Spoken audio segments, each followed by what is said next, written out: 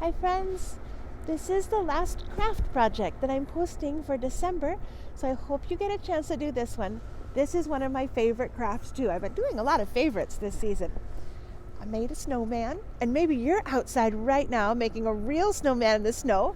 This little guy is made of paper, as you can see, but he's pretty simple and would be fun in your window. So I'll show you how to do it. You just need a few supplies, a little bit of orange paper, and then also some black and brown, and, well, of course, white and blue and red.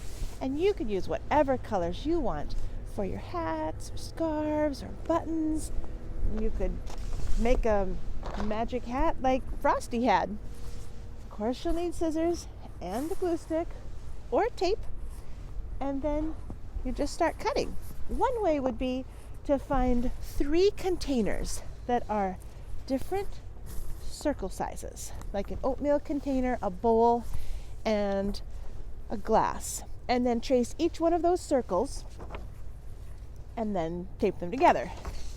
I like to just start with a big piece of white paper, and I cut the biggest one first down at the bottom. And when I was doing this to make my sample, I had to do some fixing, because even though I tried to cut a small on the top and a medium in the middle and a large on the bottom, it didn't look quite right until I trimmed off some of the little extra bits. So you'll see what I mean. But if you want to cut them all at once, that does save you a little bit of gluing. And you might end up with something like this. Looks like 3 circles. When I was a teacher in South Korea, I found out the children there only use 2 circles to make their snowmen, which was a surprise to me. Now, the other thing that was a surprise to me was how difficult it is to make a scarf that looks good. And I ended up using a whole piece of red and cutting from one corner all the way to the other, kind of in a swoosh. Not exactly straight, but almost straight. But that gave me the most paper, because I needed to have enough so that it could go in front and behind the snowman. That way, it looks a little more realistic. And once you get all the way to the end there, you want one end to have kind of a curve to it, sort of like it really is the end of a scarf wrapped around your neck. And I hope you're all staying warm in this cold but beautiful weather. And then the other end, I have some fringe that I wanted to put on. So I just cut straight in like this to make the fringe, like that.